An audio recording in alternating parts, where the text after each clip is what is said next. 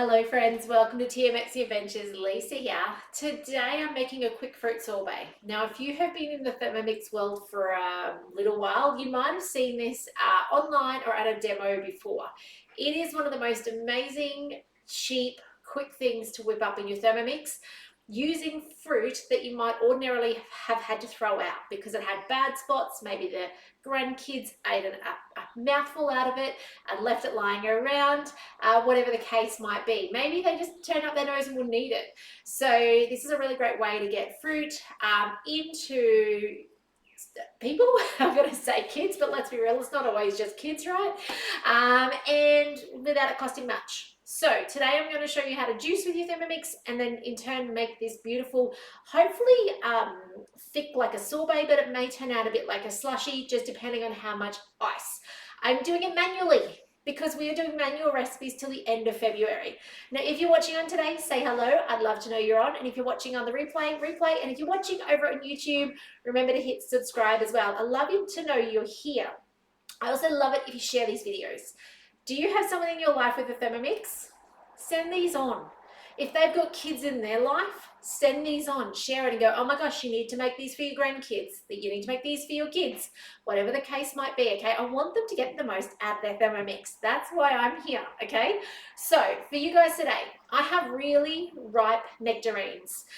They have been neglected in the fridge. I just can't tip it too far, they'll fall off.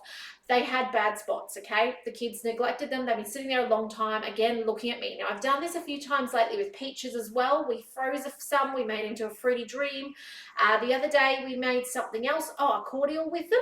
Today, I'm going to simply make this into a really quick sorbet. So, if it was something a bit bitter, say it was a pineapple that wasn't quite ripe yet, or even oranges that aren't, they're store-bought, they're not hugely sweet, then you need sugar. You can add up to 100 grams of sugar. If you're doing lemon, 150 grams, mill it down 10 seconds, speed 10, okay? I don't need that. I got beautiful overripe nectarines.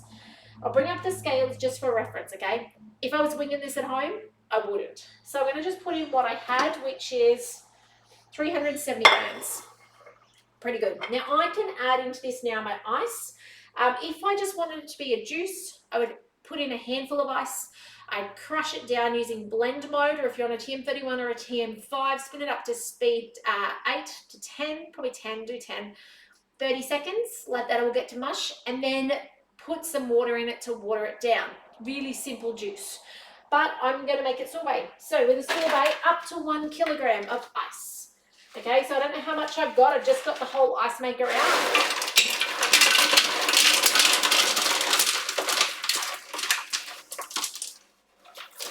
Not going to have enough, so mine's going to be more slushy than sorbet.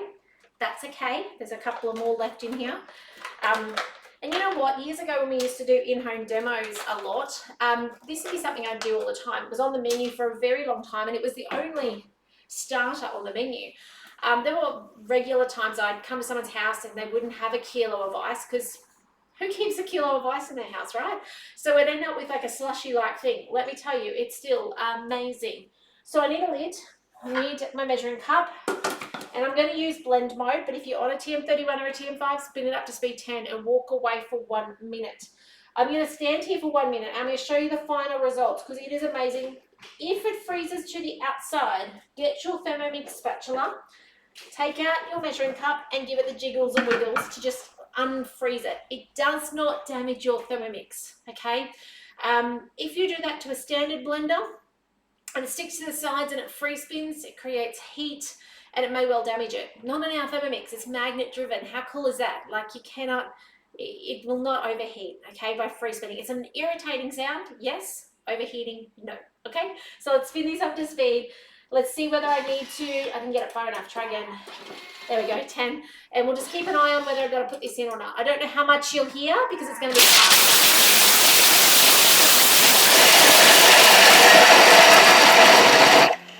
There's the toasting.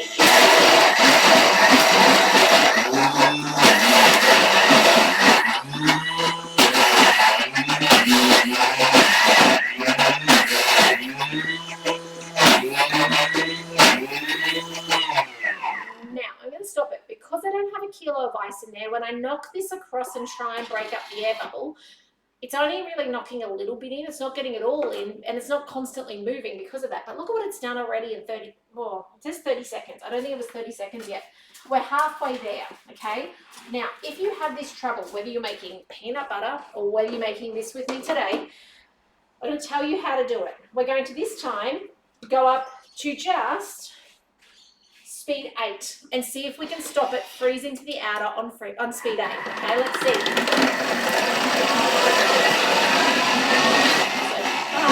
There it goes.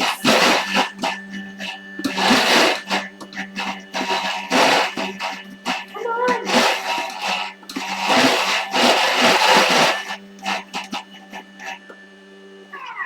Sometimes you can find a sweet spot where you can actually hold it in and it seems to just rebound the food back in off the side using your spatula. I just can't reach it. Not enough ice, can't reach it, that's okay. I'm going to give it another manual scrape down. There's a couple of big ice cubes left. We do not want them left, okay? So in it goes again. Let's go just up again to, this time I'm going to go lower, speed 7. Let's see if we can keep it off the sides, okay? This is going to depend on what food you've got and how much ice. Come on. Can you hear it free spinning? I don't know if that sound works.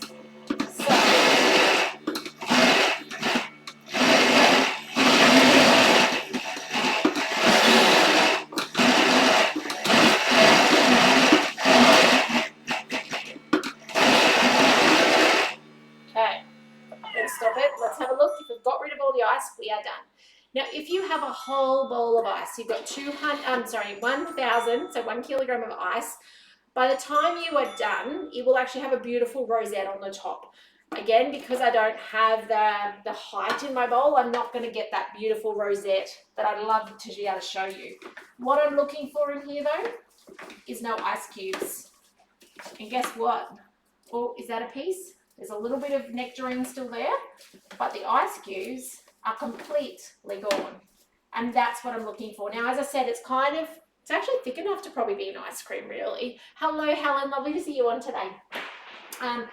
That's actually fairly thick. I was expecting it to be significantly runnier. Now, if you use things like oranges where you've just cut the skin off, it's going to be a lot more liquidy than these. Mangoes are kind of that in between as well. Bananas, you're going to get quite a creamy final texture. Okay, so let me grab a spoon.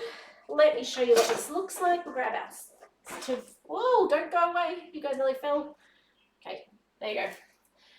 And you'll be pleased to know that I fixed my cameras. There's no more piggybacking happening on my cameras. In the end, yes, one part of my setup broke, but I didn't need it. How cool is that? Hello, Amy. Hello, Liz. Lovely to see you on today. So look at that. There you go. Homemade, 2 ingredients. One is free. It is my ice out of my ice maker, and the other one is the leftover manky nectarines, and I cut the bits out, okay? So I didn't put any of the yucky tasting brown bits in it, but look at that. My lips are watering. I want to eat it. So yummy. Now, something to note. You guys know I like to give you all the tools you need to have success. If there's leftovers, make it into a drink, let it melt. Or freeze it in ice cube trays. If you freeze it in ice cube trays, you can put it back in your Thermomix and whip it up and it'll come back to this texture, okay? Don't put it in an ice cream container, you know, a big one, because you're going to make a big ice cube with it, a massive ice cube that you will never get a spoon through, okay? Because the water content is so incredibly high, it's going to set back like water, okay? So do not do that to yourself. You'll only make the mistake once. It's perfect, hello Kim, to put in ice blocks, you know, like ice block molds for the grandkids and kids. It's perfect for that, like amazing. But yes, so ice cubes are perfect. Ice blocks are perfect. Let it go down to a juice and drink it. It's yummy, a little bit watery, okay, it's yummy. But yes, not into one big container. You will never cut it, just like you can't cut ice, okay? Something else I was going to make mention too was this will not work with watermelon. Okay, watermelon has too high of a water content. The moment you put with all that ice, which is water, you lose the watermelon. Okay, it becomes flavorless. So do not put it with watermelon, doesn't work. Freeze watermelon and use it as the ice cubes. Okay, beautiful, granada, is that how you pronounce it, style dessert, when you've got your frozen watermelon and you actually whip up the frozen watermelon. If I do it with something less water content like this, if you look back 2 weeks ago when I froze this, I made it into like a puree, I froze it, and then I blended it into a fruity dream. That's a different texture again, because there's no ice in it, there's no water in it. And that one will go in an ice big container, ice cream container really well. Does that make sense? Because it's got no icy water in it, whereas this one does. So I hope I haven't confused you. Give this a go. Hello, Andrea. Lovely to see you on today as well, guys. Totally love this. Remember as well, if you're interested in keeping up to date with the TM7, head over to my website. I've got a little dot on the front page that says TM7. Just put your email address in there and I'll keep you up to date as I learn more. I don't have any further updates for you. Australia's a little on the back foot. That's okay. We'll get there. There's no hurry. It's not arriving. Like, they're not actually getting shipments until July. So we've got heaps of time. And I'll be showing up every day and cooking for you, because that's what I love to do. I love to show you how easy it is to make amazing food in your Thermomix. So please make it. Tell me what you think when you do. But otherwise, share these videos. Thank you for coming online and saying hi, those of you who do. But otherwise, we'll see you in the next video soon. So bye for now.